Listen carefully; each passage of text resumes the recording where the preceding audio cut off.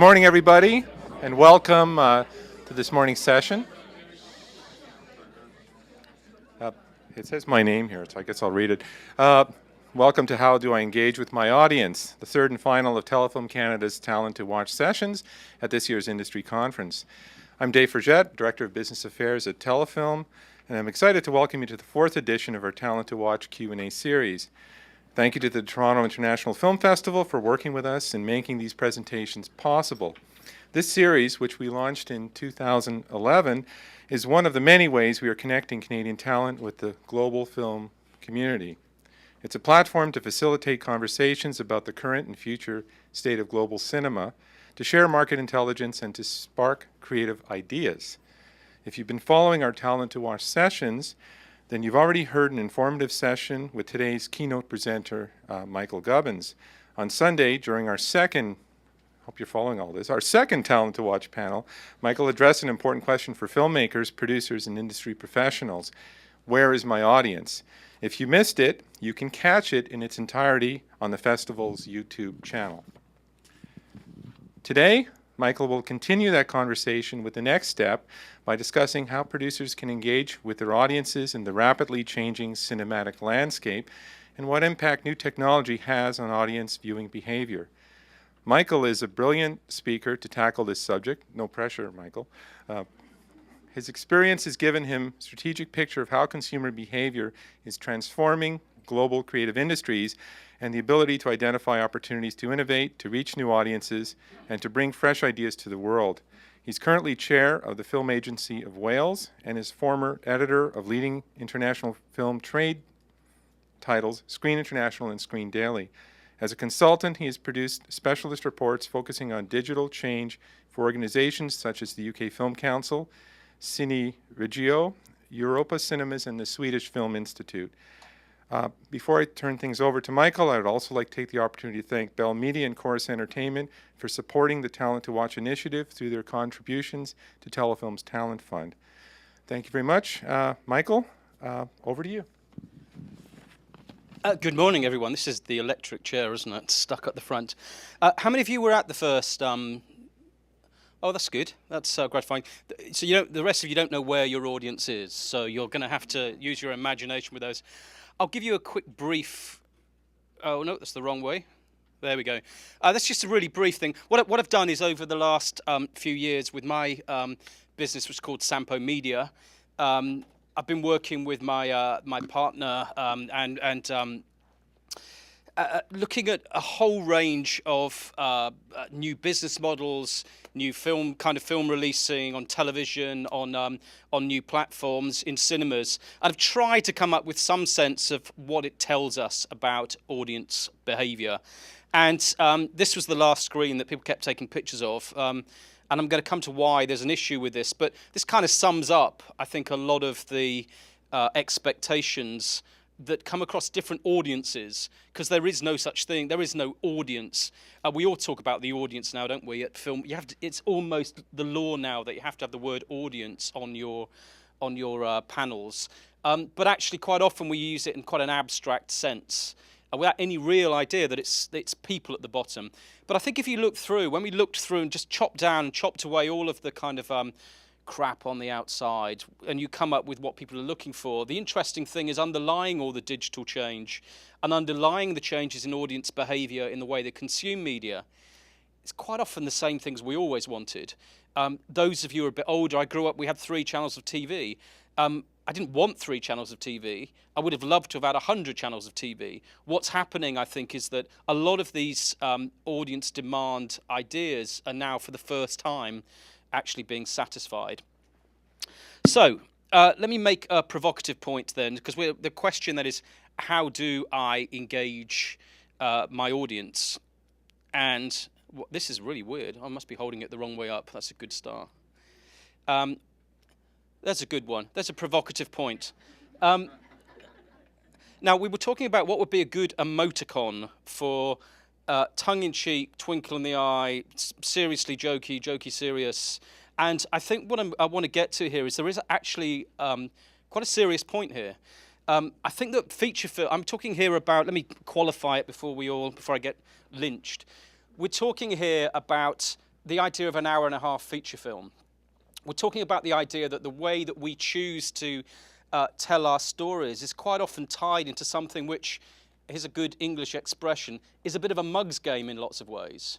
If you sat down and you worked out, I've spent 4 years of my life, all that dedication, all that belief, developed all of these ideas, and it had one shot on one weekend to work, and the bloody sun came out, and no one turned up. And you think about your intellectual capital, you think about the cultural ideas, you think about everything that you try to achieve.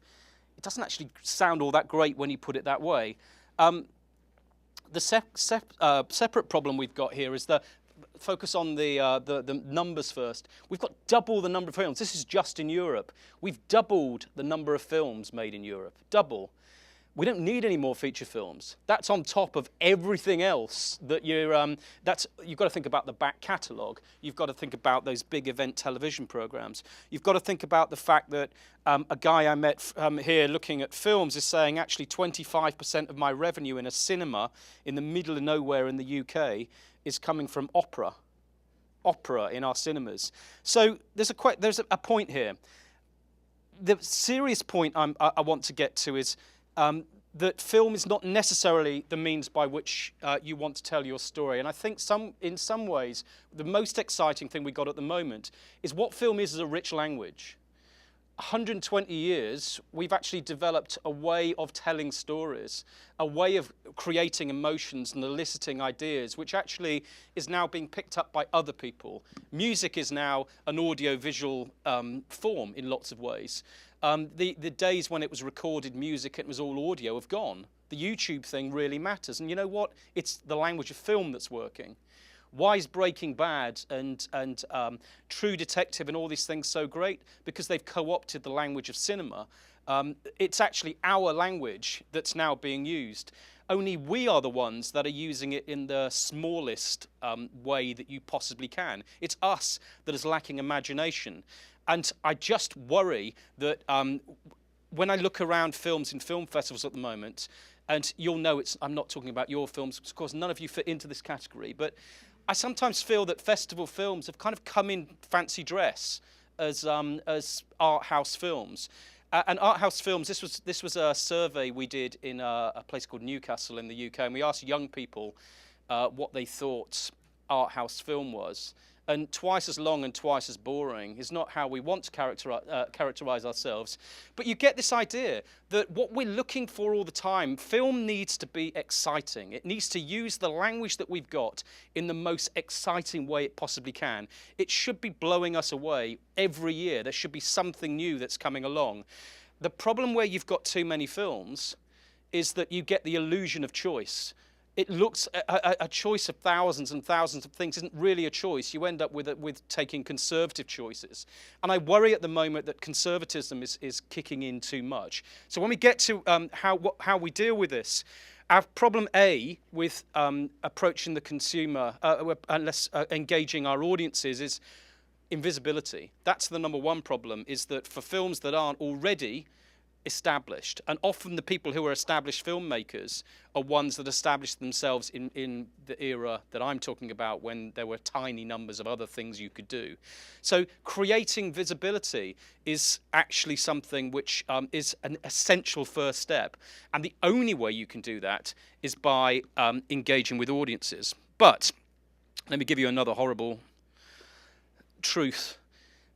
There's a kind of thing which I get in the transmedia world in particular. When you're talking to transmedia, there's this thing that's kind of kicked in. Most of you, if you were an older filmmaker, most of us came from the good old liberal lefty world. That's why we made films. There's this kind of libertarian thing I hear at the moment, that what we need to do is to get in touch with our customers, and our audience is always that bit ahead of us. And there's a bit of kind of Trotskyite wishful thinking that the audience is all really fantastic superstar people. They're so excited about the future, and we filmmakers have just got to catch up. There's an English word called bollocks, which is true of a hell of a... It probably doesn't translate all that well. Let's take our core audience. When I was walking around Kensington, we'll come back to yesterday, I was noticing that our core audience was all there. it was people in yellow trousers. Why do people wear yellow trousers in hipster areas? You wear yellow trousers because you're saying something about yourself, and we'll come back to how we engage audiences and how we are trying to present ourselves. What is it we're actually selling, and to whom? But the thing is with hipster culture, I'm not saying it's the same in Toronto, although I'm sure it is. But having travelled around the US for the last few months, you notice that the hipster culture, and I worry so much about being a hipster. I've come dressed as a slightly unsuccessful accountant at some Nova Scotia firm, but that sense of belief that I'm going to move to an area that's authentic and real. And of course, what happens is they move to a place that's authentic and real, and then everyone else moves. The next thing you know, it's not authentic and real anymore. And there is what we think we want, and what we think when we say we're trying to engage customers, is it's a moving target. If you ask me what I want, I'm going to give you a load of answers. And we do this. I look at thousands of exit polls. I look at them and I can tell you lots of. I can draw all kinds of conclusions, but if you ask me really, I just want you to surprise me. That's what I come to film festivals for. Just give me something. And I'm not even going to tell you really what it is. I'm just basically going to sit there going through the program going, meh. And eventually you get to something you're going to like, you hope. But the point is, the customer is not only not always right, the customer isn't always on your side. And the problem is, you know this because you are the customer when you're not the filmmaker. The row we're having with Netflix at the moment, and all power to you to say Netflix ought to be contributing to the filmmaking process in Canada, should absolutely be seen that way. But the consumer isn't on your side. The consumer gets, with Netflix, gets an extraordinarily brilliant deal for not a great deal of money. And we know what happens when we follow this down, because if you look at Spotify, which did this in music, we get to the point where artists like Radiohead, for example, are saying, look, it's hardly worth our while getting out of bed in the morning, because it's really, we're not getting anything back. So what we want as audiences is not necessarily what's in our interest. You know, there is actually a bit of a clash going on, but we're stuck with them. And we're stuck with them, and in trying to engage with them, we're trying to find new ways of doing it. But the problem is, we're also in a period of permanent revolution here. And it's not that nice Trotskyist one. There was a guy called Gordon Moore. Anyone know Gordon Moore? You should know Moore's Law. Moore's Law has stood the test of time for 50-odd years. And it basically says the processing power of computers is going to double every 18 months. And what it means is, every time you think you're on top of something right now, the way that we do films, you've probably gone through 2 cycles of those upgrades. And what we're finding, if you look at the Telefilm research I mentioned in the last period, mobile is beginning to make this big impact. Mobile wasn't making any impact before this latest iteration, because now all of a sudden mobile gives you this incredibly good-looking and easy to carry, easy to use kind of way of watching films. There are lots and lots of exciting new things coming in. So what you've got to understand here is you have no choice, but just remember, the customer's not always right. So let me go through what we can do about this. Number one, so far and away, this is what my daughter calls a duh question. And do you have the word duh in Canadian? I know there isn't a language called Canadian, although you'd think there was at the Blue Jays last night. I didn't understand a word anyone was saying, but duh was it's so obvious, and yet we don't do it. If you're going to engage audiences, you cannot wait till you've finished your film, hand it over to some distributor who's probably run out of money anyway and has probably got too many things on the books to hope to engage an audience in a tiny, tiny amount of time. You have an audience. You have an audience for theoretically and potentially right from the beginning. But I think you need to start more like a startup these days. Every film's a startup. You start from scratch with all of them. If you look at the way that things like software development has developed, agile computing, everything is about changing it to these kind of new processes which were much more in tune with the way people and your customers are actually going to use what you're doing. So if you take nothing else out, the one thing that has to happen if engaging audiences is of any interest to you is you start with a blank board at the beginning and you make that decision. There are ways of knowing your audience, and knowing that audience and collaborating with the audience is something you simply have to do. And there are ways now of doing it like you never did before. So let's go back. We're starting at the beginning here. The knowing your audience can be like the machine there. We were talking about self-selecting communities. If you make a genre film, you probably have a self-selecting community. You find where that self-selecting community hangs out and you talk to them through that. That's what you do. That's how it works. If you're not doing that, you're not doing the job. If you're doing genre, if you're not doing genre, you've got to find another way of dealing with them. Now, there is data that you can get, but you ain't going to get it from Netflix. Anyone who thinks Netflix walks in and it's now your consolation prize, it's not going to work in the cinema, but you can just hand it over to on demand and it's all going to work beautifully well, you're kidding yourself. It's not going to happen. You've got to be starting right at the beginning.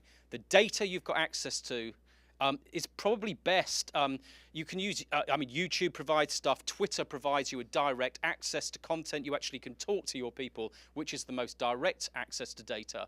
WordPress, those of you who use any of these kind of sites, they will give you information that will allow you to do it. But I would say crowdfunding is not going to pay for the film industry, believe me. But crowdfunding that everyone seems to miss is you are in touch with an audience.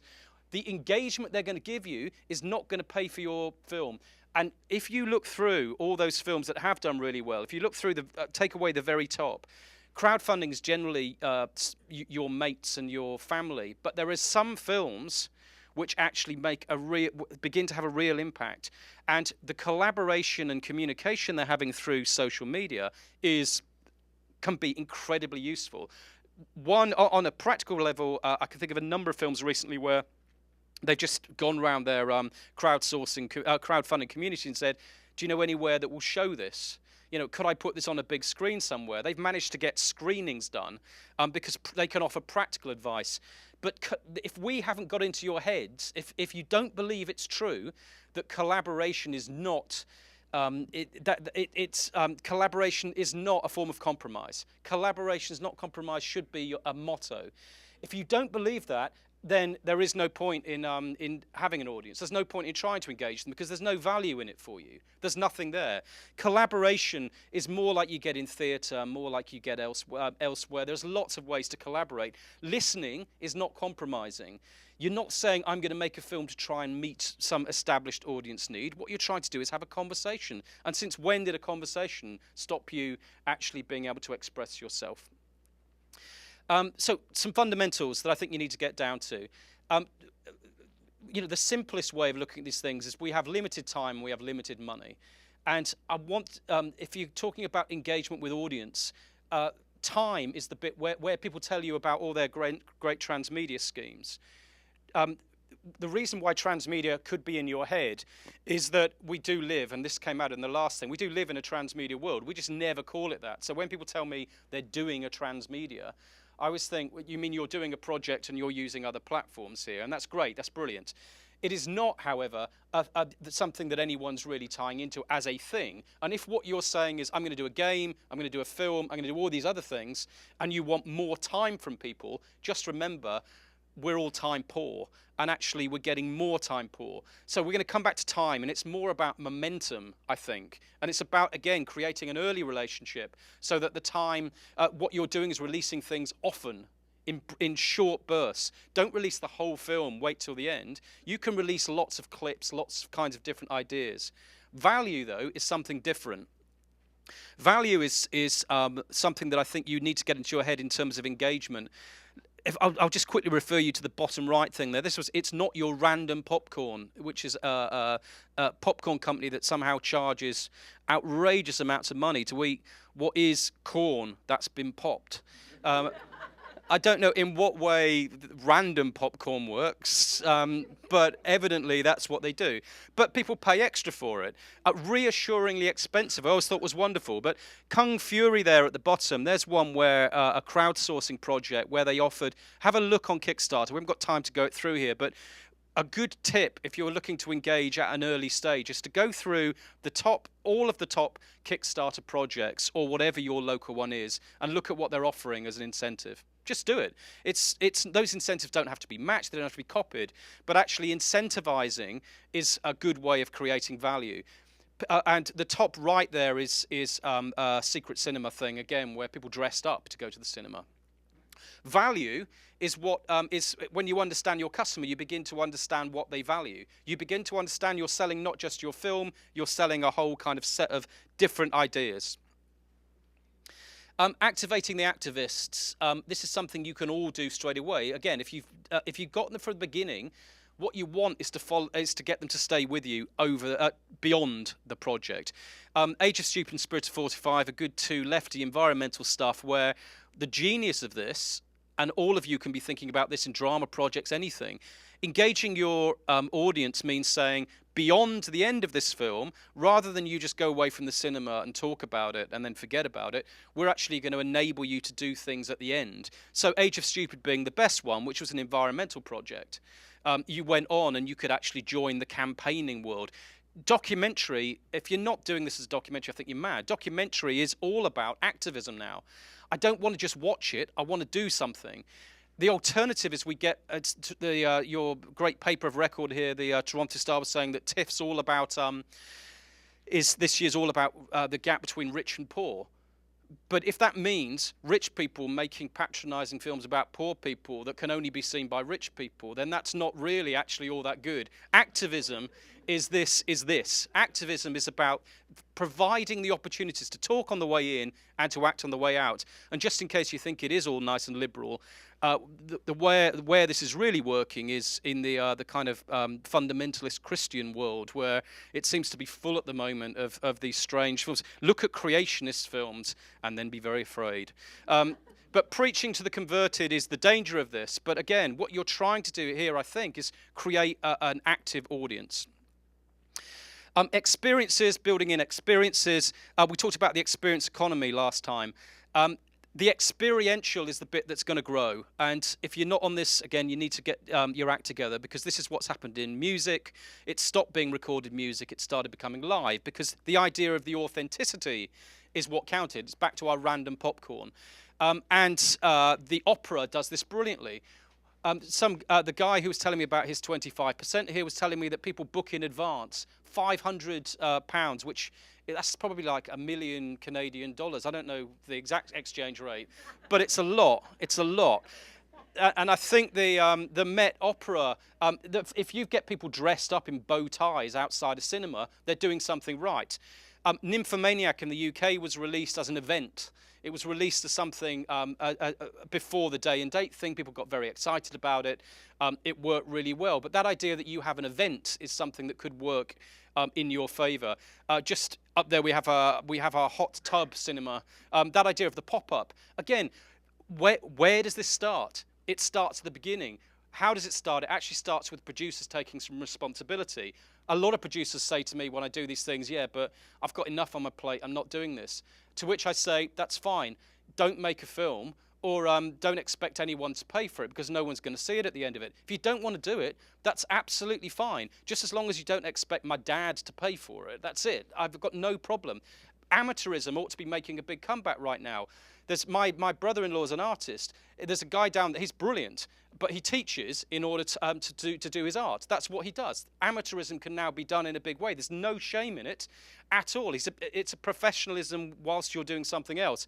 The guy who draws ugly pictures of dolphins makes tons and tons of money. So you don't have to do this. What I'm saying is that engagement comes with responsibilities, and thinking about your responsibilities, not just I'm going to hand this over to a distributor, but actually I could build in the idea of experiences at an early stage.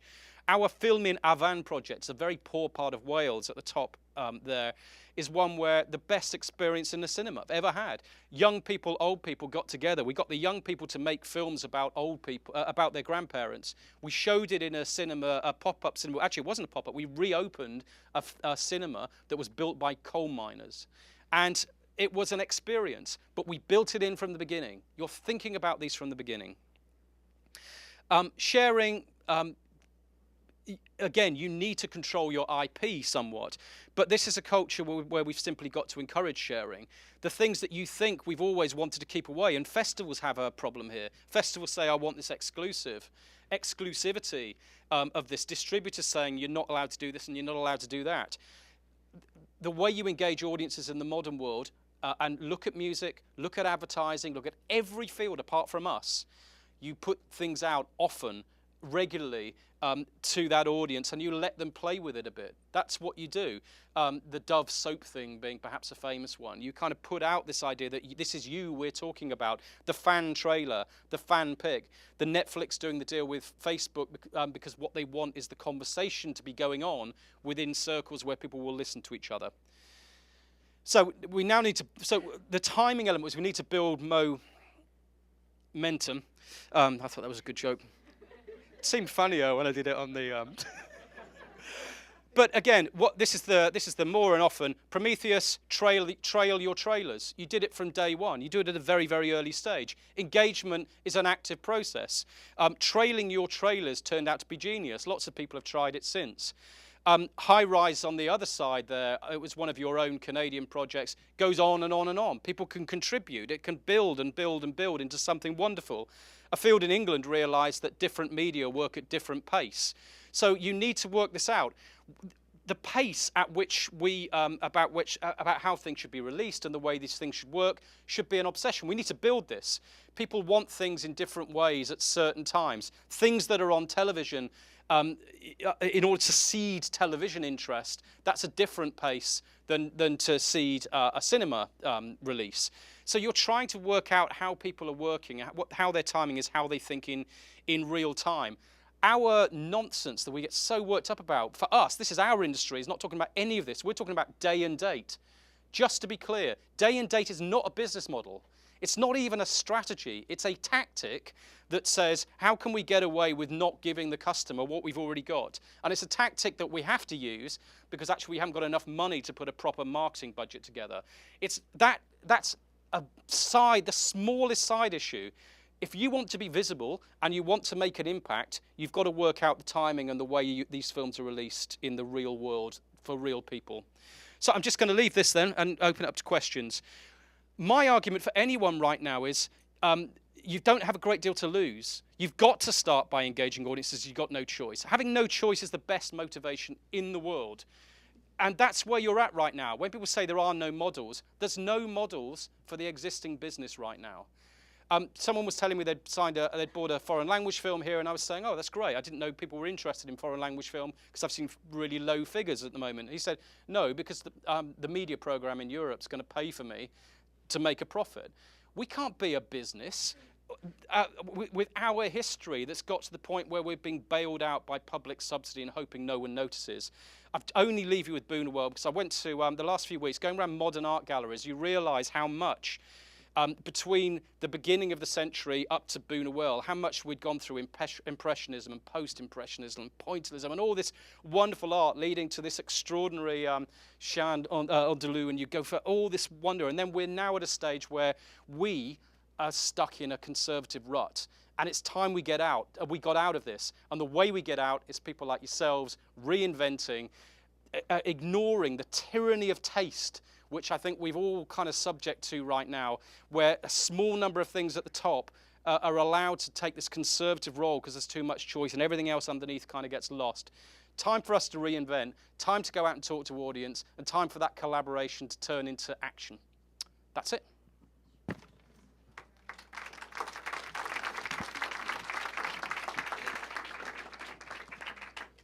Question there? Do you want to grab the mic? Ron Grainer.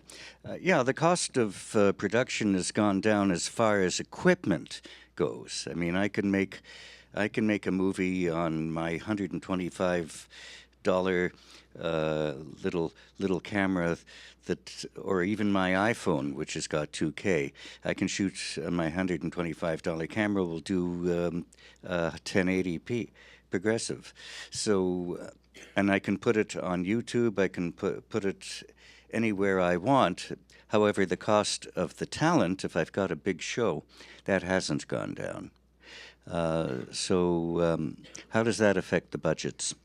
We're talking about separate things here. We always assume we're looking at a single business model. We're looking at, there will be models at the top. Hollywood will always be different. We're talking about The difference here, you know, if you're opening a little restaurant, that you're in the same business as McDonald's. You're not really. I mean, there are big things that where those costs will be pushed forward. It's very interesting how much of the talent, incidentally, the expensive talent's buggered off to television, where there's actually some good amount of money going in because they've realised a lot of this quite a bit before we did.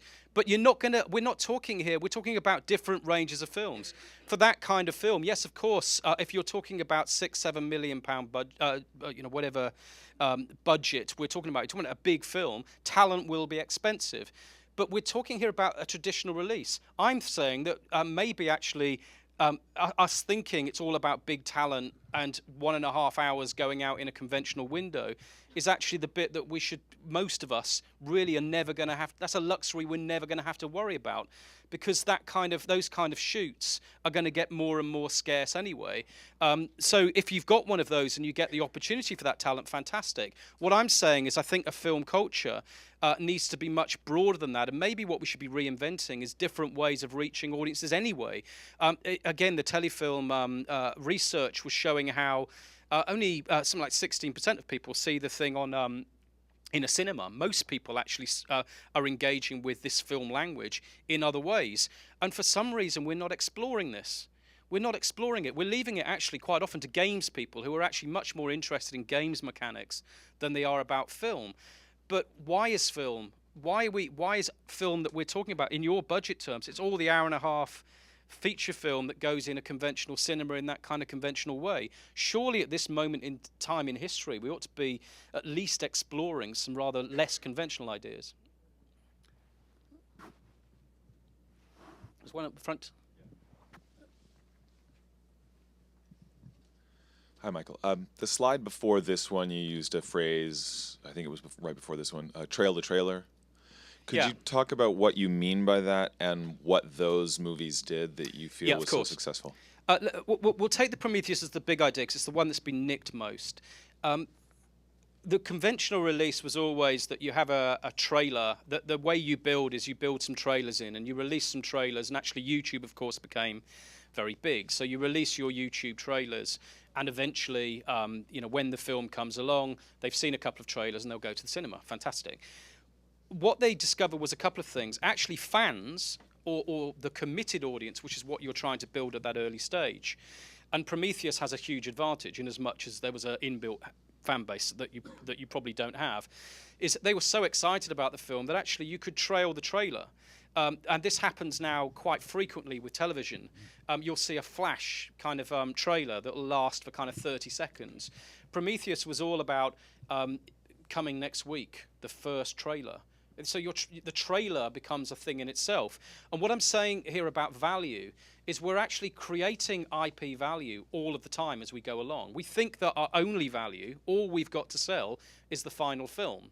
But actually, you've got those. Once you have those relationships in place, people's expectations, the little bits that you release, are enormously important.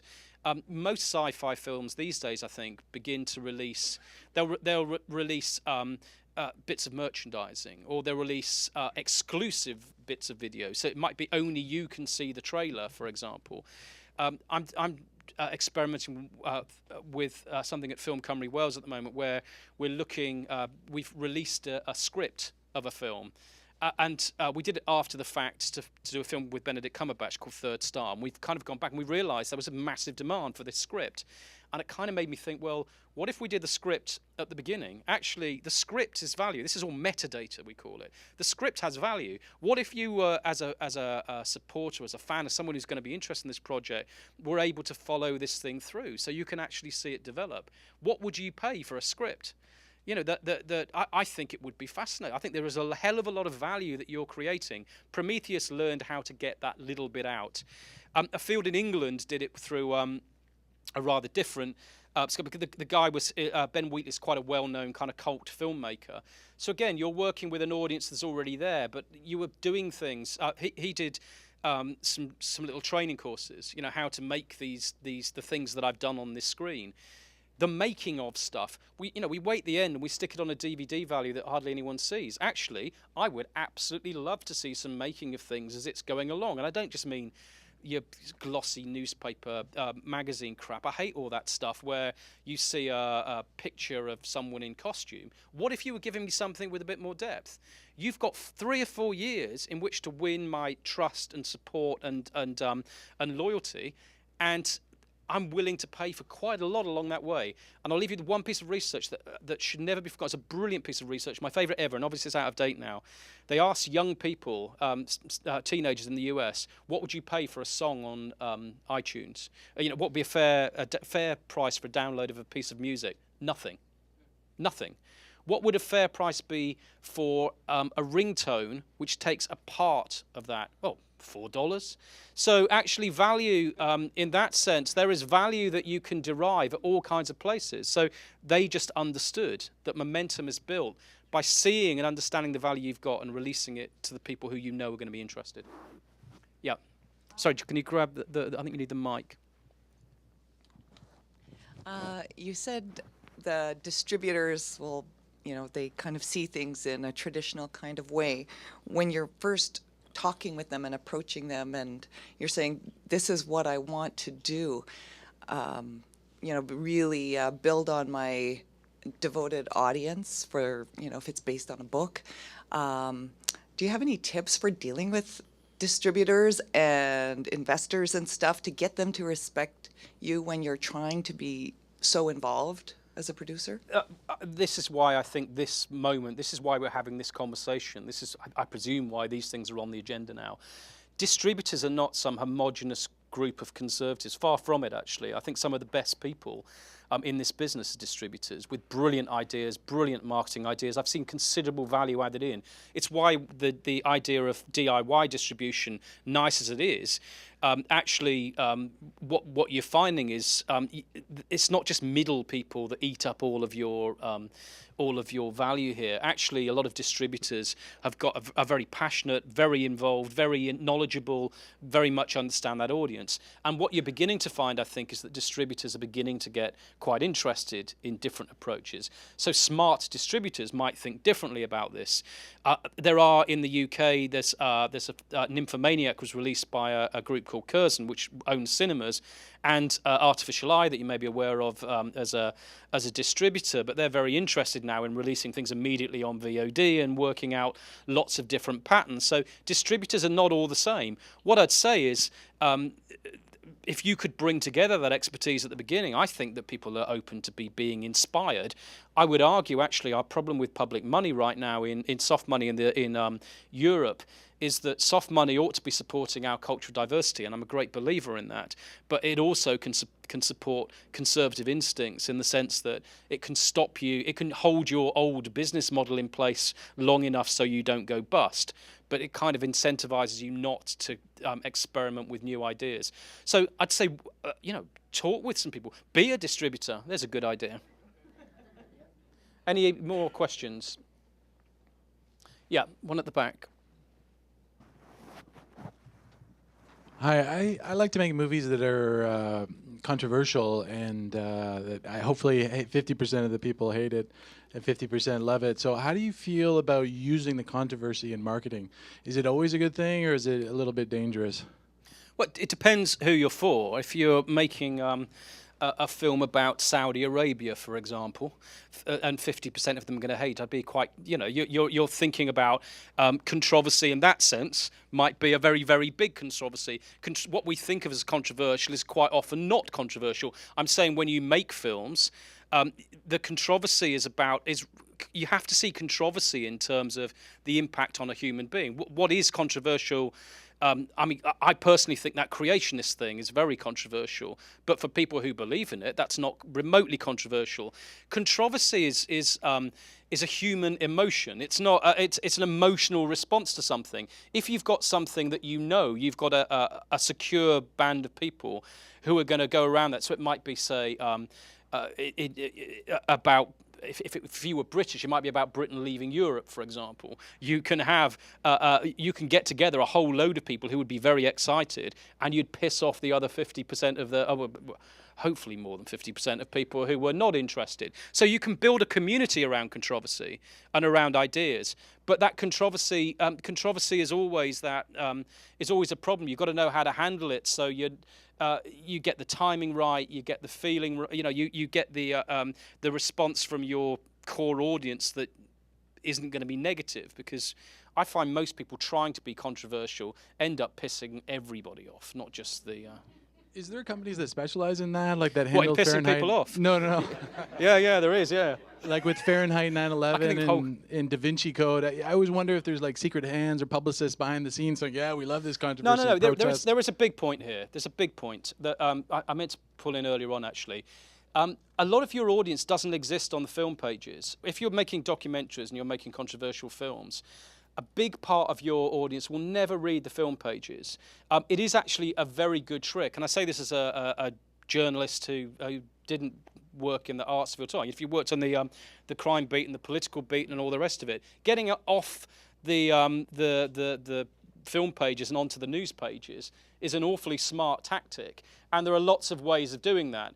And you may find that the vast majority of the audience you're looking for, actually, if you're making a controversial political film, the people you really want to engage, if you believe that it's going to make an impact, are never going to go anywhere near your thing. And it's our problem with docs. I think this is the best time ever for docs, but actually the trouble with docs is there are doc fans. I don't remember doc fans growing up. We hang out together, don't we? And we talk about each other's documentaries.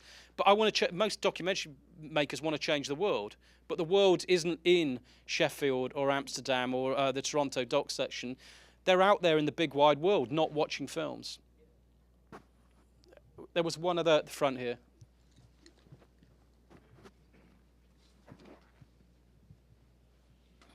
There are, incidentally, just on that, there are actually quite easy tactics. Get to know some journalists. I don't know why people don't do this more often. If you're engaging your audience, engaging the people who engage your audience is a very smart move. Getting to know Oprah is probably quite good as well. Michael, I'm speaking as a South African African filmmaker. Obviously, we read in China they are opening like 9, 10 cinemas every single day, and we know Hollywood is primarily now making films for China, or Hollywood in that manner. In South Africa, population of about 50 million people, we have about 103 screens maybe, 2 exhibitors, another one who does a lot of Bollywood and big Hollywood stuff. Primarily, all the cinemas are in areas we would call white areas, or where white people used to live. A few black people now live there. So where you have about 40 million black people, there's never ever been cinemas. You'll have to travel quite a bit. It costs a bit more to get to a cinema. The rest of Africa, they're only starting to build cinemas. For instance, in Nigeria, there's like 3 cinemas at the moment in a population of 140 million people. Do you think that market is going to jump the cinema,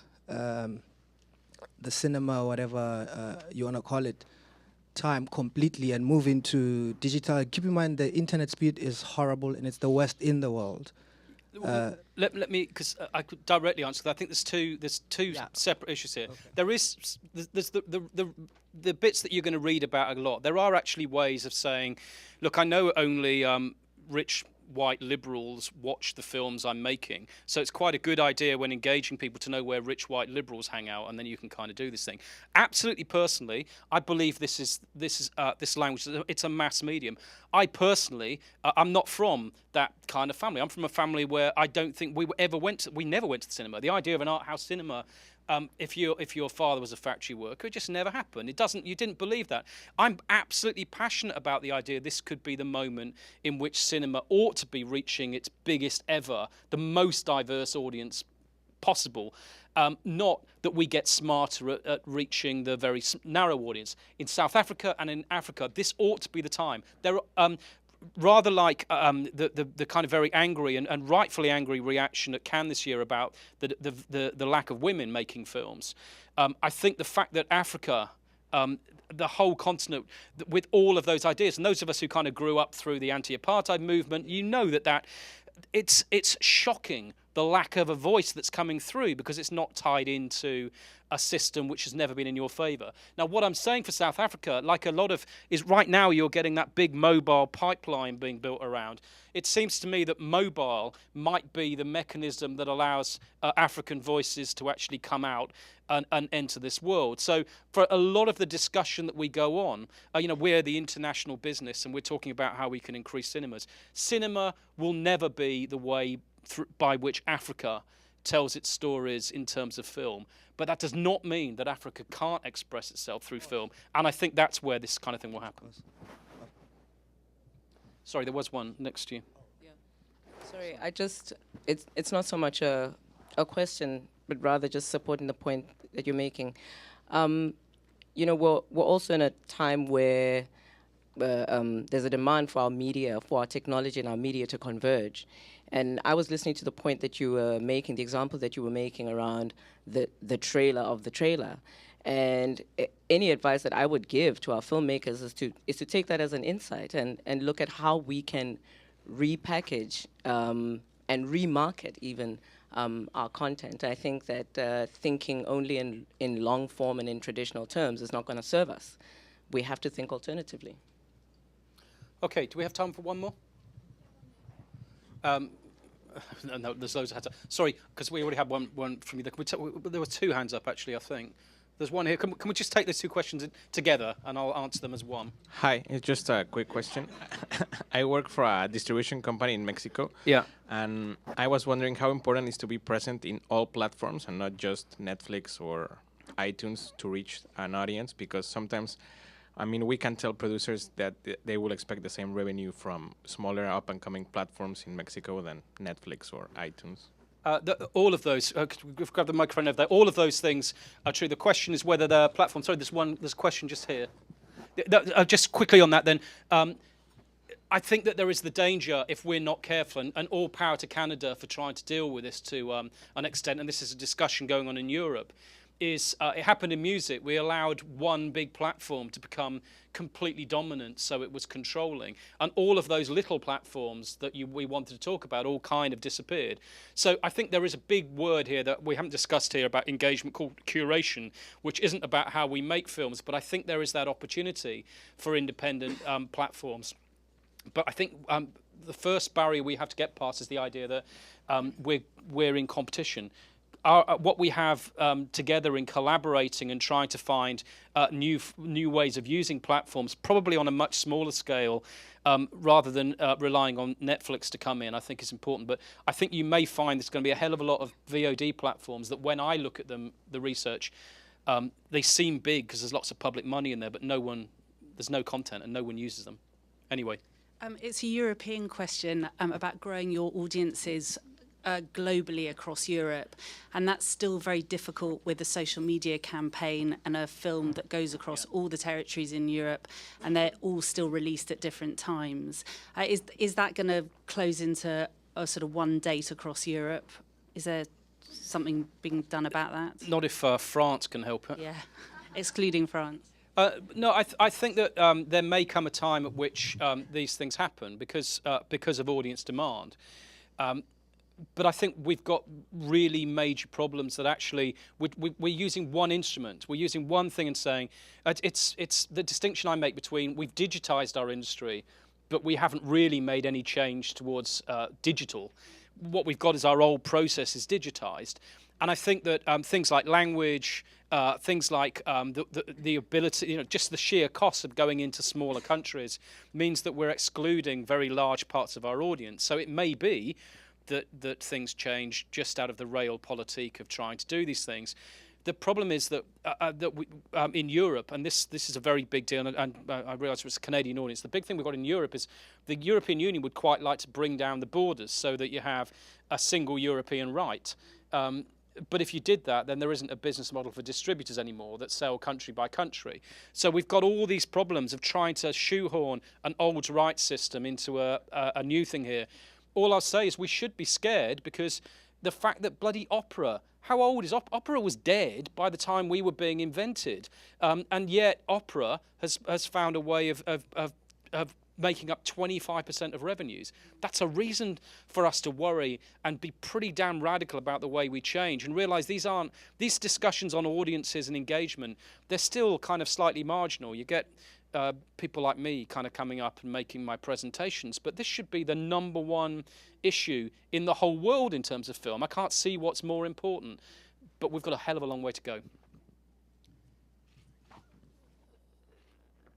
Is that it?